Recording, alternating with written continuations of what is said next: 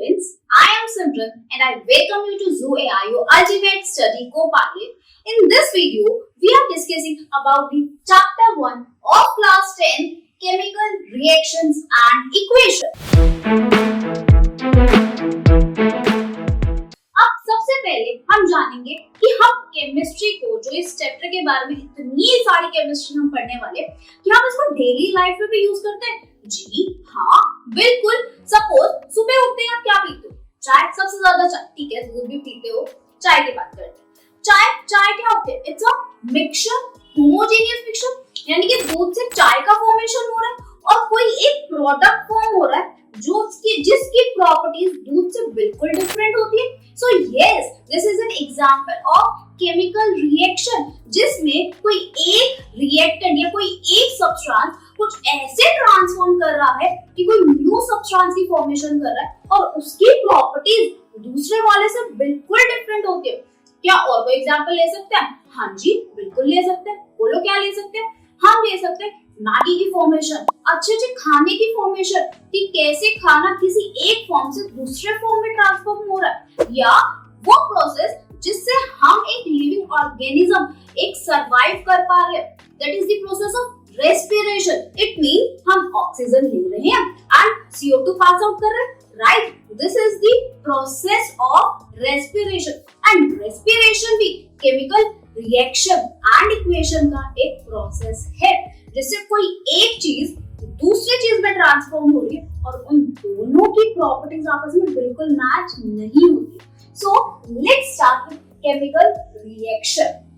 सो सबसे पहले chemical reaction हम ये लिखेंगे कि कोई एक ऐसा सब्सटेंस जो रिएक्ट कर रहा है और कोई न्यू सब्सटेंस का फॉर्मेशन कर रहा है, that is known as chemical reaction.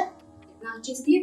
अब बात आती है कि केमिकल इक्वेशन क्या होता है। जिस रिएक्शन की मैंने बात करी, अगर मैं उसको किसी सिंबॉलिक रिप्रेजेंटेशन में लिख दूं, उसको मैं बोलती हूँ केमिकल इक्वेशन। फॉर एग्जांपल लेके चलते हैं, carbon plus oxygen gives carbon dioxide. So अगर मैं ये ऐसे लिखती कि कार्बन पूरा carbon reacts with oxygen gas to form carbon dioxide, right? अगर मैं इसको इस फॉर्म में लिखती, इसका मतलब मैंने लिखा है chemical reaction.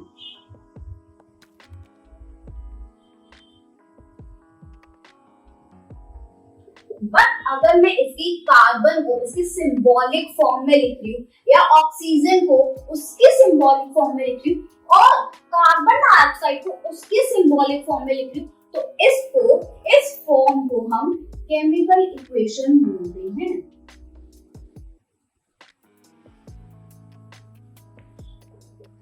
Right? It means the symbolic representation of any chemical reaction is known as chemical equation. अब एक बात बताओ, आपने इतनी बड़ी लाइन लिखी है, राइट? अब इसको लिखने में ज्यादा टाइम लग रहा है, इसको लिखने में ज्यादा टाइम लग रहा है। ऑब्वियसली इसमें बहुत सारे अल्फाबेट्स लिखने हैं आपको। सो जो केमिकल रिएक्शन है वो टाइम कंज्यूमिंग है, इट मींस टाइम लगता है। बट अगर हम एडवांटेज की बात करें chemical equation over chemical reaction, तो इसमें कम टाइम लगता है और ये सारी चीजें यूनिवर्सली एक्सेप्ट का मतलब, सपोज अभी मैं देखती हूँ तो हम ना अनियन को प्याज बोलते हैं, और जो अगर कोई मुंबई में होगा तो उसको कांदा बोलते हैं। इट मींस अगर सपोज मैं मुंबई की लैंग्वेज ना जानती हूँ तो वो बोलते हैं कांदा दे दो मेरे को, कांदा। मैंने कहा क्या कांदा? तो इसका मतलब वो मेरे से किसी चीज की डिमांड कर रहे हैं जो कि अनियन है या हम प्याज बोलते हैं। बट अगर मैं उसका एक यूनिवर्सली एक्सेप्ट एलिमेंट या नेम बोलूं तो वो चलेगा ना सबको, यानी कि और किसी को भी जो दूसरे रिलीजन या दूसरी लैंग्वेज का होगा उसको भी समझ आएगा और जो दूसरी लैंग्वेज का होगा उससे भी समझ आएगा। और ये भी जो भी हमने सिंबॉलिक रिप्रेजेंटेशन करा है वो बिटवीन साइंटिस्ट चलते हैं ज्यादा। Okay, I hope chemical equation और केमिकल रिएक्शन का अभी तक आपको कॉन्सेप्ट क्लियर हो। अब हम सेकंड टॉपिक की बात करने वाले जिसमें balanced and unbalanced chemical equation के बारे में पढ़ने वाले। सी अब हम डिस्कस करते हैं कि बैलेंस्ड केमिकल इक्वेशन क्या होती है और अनबैलेंस्ड केमिकल इक्वेशन क्या होती है। सबसे पहले हम ये जान लेते हैं कि जो अनबैलेंस्ड केमिकल इक्वेशन है ना, उसको हम स्केलेटल इक्वेशन भी बोलते हैं।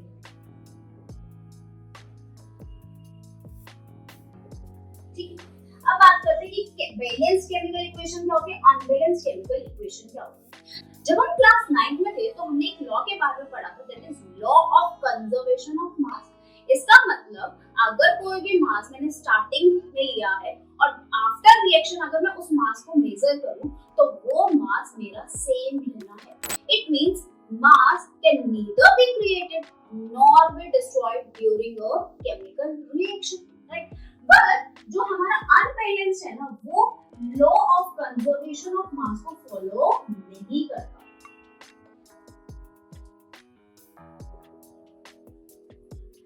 बट अगर मैं ये फॉलो नहीं करता, बट अगर मैं बैलेंस केमिकल इक्वेशन की बात करूं तो ये law of conservation of mass को फॉलो करता है। इसका मतलब एक एग्जांपल से डिस्कस करते हैं। मैं इक्वेशन लिखने वाली हूं। Suppose magnesium plus oxygen gives on the process of heating MgO का फॉर्मेशन होता है, राइट। अब बताओ यहाँ पर Mg का एक प्रेजेंट है, यानी कि यहाँ पे नंबर ऑफ Mg कितना है 1, राइट। यहाँ पे नंबर ऑफ ऑक्सीजन कितना है 2, ठीक है। दिस इज सब्सटेंस जो कि रिएक्ट कर रहे हैं, that is known as reactant. और जो न्यू सब्सटेंस फॉर्म होता है उसको हम प्रोडक्ट बोलते हैं। अब इस प्रोडक्ट का जो फॉर्मूला है उसमें Mg कितने हैं 1 है, ऑक्सीजन कितना है 1 है। अगेन अगर चाहे मैं नंबर ऑफ एटम से कंपेयर करूं या इनका मास से कंपैरिजन करूं, दोनों सेम ही आना चाहिए। अब मैग्नीशियम एक है, मैग्नीशियम एक है, यानी कि मैग्नीशियम की कंडीशन सेटिस्फाई हो रही है। क्या ऑक्सीजन की कंडीशन सेटिस्फाई हो रही है? नहीं, क्योंकि यहाँ पर जो ऑक्सीजन है वो 2 है और यहाँ पर ऑक्सीजन 1 है। इट मींस ये मेरे पास अनबैलेंस्ड केमिकल इक्वेशन है। अगर मैं इसको बैलेंस कर दूं तो क्या होगा? मैं यहाँ पर फिर से यही वाली रिएक्शन लिख रही हूँ, Mg plus O2 gives MgO, ठीक है। अब मैग्नीशियम और मैग्नीशियम बैलेंस्ड, पॉइंट किसका आता है? सिर्फ ऑक्सीजन। और ये चीज अब ध्यान रखेंगे, जब भी हम कोई भी चीज मल्टीप्लाई या डिवाइड कर रहे हैं तो इनके फॉर्मूला में चेंज नहीं करेंगे। यहाँ हम कुछ नहीं लिखेंगे, हमेशा इसके आगे फॉर्म में लिखेंगे। अगर मैं इसके आगे फॉर्म में लिखूं तो ये इससे भी मल्टीप्लाई होगा और ये वाली इस एटम से भी मल्टीप्लाई होगा। इतनी चीज क्लियर? इसको फिर से लिखते हैं, Mg plus O2 gives Mg। अब यहाँ पर कितने एटम्स प्रेजेंट है ऑक्सीजन के? 2, यहाँ पर 1। तो ऐसा क्या करूँ कि 2 हो जाए? 2 से मल्टीप्लाई कर दो, ऑब्वियसली मैंने यहाँ पर 2 से मल्टीप्लाई। बट जब मैंने यहाँ से 2 से मल्टीप्लाई किया तो मैंने स्टार्टिंग में बोला था जो आगे वाला नंबर है वो मैग्नीशियम के एटम से भी मल्टीप्लाई होगा और ऑक्सीजन के एटम से भी मल्टीप्लाई होगा, राइट। तो इसका मतलब मेरे पास ऑक्सीजन तो बैलेंस हो गए, बट यहाँ पे जो मैग्नीशियम के एटम है वो 2 हो गए। बट यहाँ पर कितने प्रेजेंट है? 1 प्रेजेंट है। तो क्या मैं यहाँ पे भी मल्टीप्लाई बाय 2 कर दूं? अब फाइनल इक्वेशन देखो, 2 Mg 2 Mg, 2 O2 2 O2। तो इस इक्वेशन को मैंने बोला बैलेंस्ड केमिकल इक्वेशन।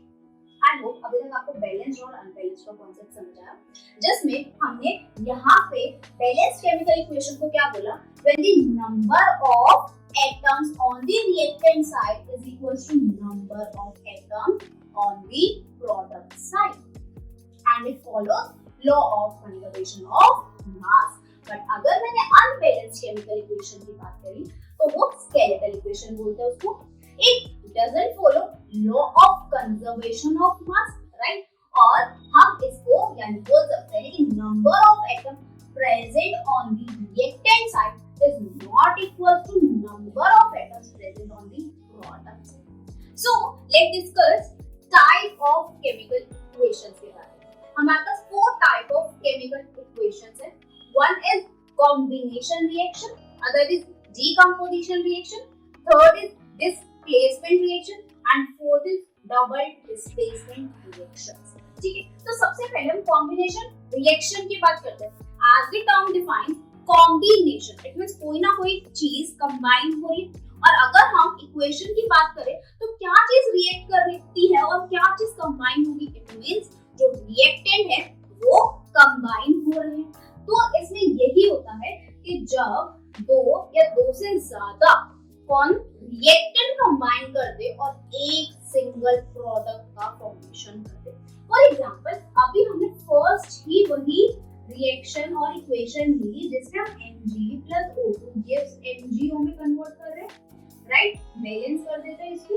ठीक है, तो दो से एक प्रोडक्ट का फॉर्म हो रहा है. It means this is combination reaction. ठीक है, सेम अगर मैं डीकंपोजिशन रिएक्शन की बात करती हूँ तो जो डीकंपोजिशन रिएक्शन है वो अपोजिट है कॉम्बिनेशन रिएक्शन. हाउ? ऐसे कि जब मेरा एक रिएक्टेंट बहुत सारे प्रोडक्ट्स दे. ठीक है, इसमें क्या था, दो रिएक्टेंट एक प्रोडक्ट दे रहा या दो से ज्यादा भी रिएक्टेंट हो सकते हैं. सेम डीकंपोजिशन में एक रिएक्टेंट बहुत सारे प्रोडक्ट्स का फॉर्मेशन करता है. फॉर एग्जांपल FeSO4 जब मैंने उसको हीट किया तो Fe2O3 plus SO2 gas plus SO3 gas release हुई. इट मींस एक रिएक्टेंट बहुत सारे प्रोडक्ट्स को फॉर्म करता. ठीक है, देन नेक्स्ट डिस्प्लेसमेंट और डबल डिस्प्लेसमेंट रिएक्शन के बारे में भी हम डिस्कस करेंगे. पर उससे पहले मैं आपको एक चीज बताने वाली हूँ जो कि आपके सिलेबस और स्टडी लेवल को और भी एनहांस कर देगी और जो आपका कॉन्सेप्ट क्लियरिटी है उसको 100% से भी ऊपर लेके जाएगी. So I am talking about AIR. As we know कि जो भी AI यूज हो रहा है इस टाइम वो बहुत ही ज्यादा हेल्पफुल कंडीशन में चल रही है, राइट, और उससे हम अपनी स्टडी लेवल को बहुत ही नेक्स्ट लेवल पे लेके जा सकते हैं. So I am talking about Zoo AI जो कि मेरा पर्सनल फेवरेट ऐप है. सो सबसे पहले हम उसका जानेंगे कि उसके अंदर क्या क्या चीजें ऐसी है जो कि हमारी पढ़ाई में बहुत ही ज्यादा बेनिफिशियल होने वाली है. ओके, सबसे पहले मैंने Zoo AI ऐप को ओपन किया है. ओपन करने के बाद मेरे पास एक इंटरफेस आएगा जिसमें मैंने ऑलरेडी क्लास 10 यहाँ पर मेंशन कर दिया. तो हम अब इस ऐप में ना आपको हर एक चैप्टर का हर एक कॉन्सेप्ट सब कुछ अवेलेबल होगा. इवन हर एक सब्जेक्ट अवेलेबल है. ठीक है, सो मैंने अभी आपको साइंस के बारे में पढ़ाया है तो साइंस में मैंने क्लिक करा. देन उसके बाद इसमें ना एक इंटरफेस खुलेगा जिसमें आपसे पूछा जाएगा कि आपको कोई डाउट क्लियर करना है या फ्लैश कार्ड्स चाहिए या कोई होमवर्क में हेल्प चाहिए या कोई चैप्टर को लर्न करने में कोई स्टडी मटेरियल चाहिए या आपको कॉन्सेप्ट प्रैक्टिस करने के लिए कुछ क्विज भी होता, क्विज मी वगैरह स्टार्ट करिए. सो मैं स्टार्ट करती हूँ. अगर मेरे को कोई भी फ्लैश कार्ड चाहिए और मेरे को क्विक रिवीजन करनी तो मैंने फ्लैश कार्ड पे क्लिक कर दूँ और क्लिक करने के बाद ये मेरे से चैप्टर्स के बारे में पूछता है. तो मैंने केमिकल इक्वेशंस एंड रिएक्शंस करा क्लिक, देन कंटिन्यू पे क्लिक कर. अब उसके बारे में what indicates that a chemical reaction has taken place. अगर कोई भी केमिकल रिएक्शन हुई है तो वो कैसे हमें आइडेंटिफाई होगी. टैप टू चेक आंसर पे क्लिक करती हूँ तो इसमें बताएगा अगर किसी की स्टेट चेंज हो रही है, कलर चेंज हो रही है, इवोल्यूशन ऑफ गैस हो रहा है या कोई टेम्परेचर का चेंज हो रहा है तो हमें पता चलती है कि कोई भी केमिकल रिएक्शन हुई. सेम जब हमने इस चीज के बारे में पढ़ा तो यहाँ पर ये सॉलिड होता है. अब सॉलिड से ये लिक्विड फॉर्म में कन्वर्ट हुआ, इसका मतलब इसमें कोई ना एक केमिकल रिएक्शन परफॉर्म हुई, राइट. और सेम हमारा मैग्नीशियम ये व्हाइट ऐश में कन्वर्ट हो जाता है, इसका मतलब कुछ ना कुछ केमिकल रिएक्शन परफॉर्म हुई है. नेक्स्ट की तरफ बढ़ते हैं.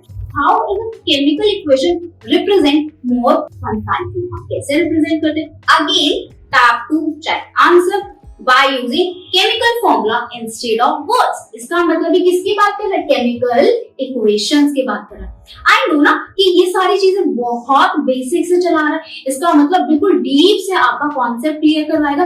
दैट्स व्हाई ये पर्टिकुलर ऐप आपके लिए एक परफेक्ट स्टडी कंपेनियन है जो आपकी स्टडी और आपके मार्क्स को एक नेक्स्ट लेवल तक लेके जाएगा. So if you like this video, please do subscribe to this channel. Thank you.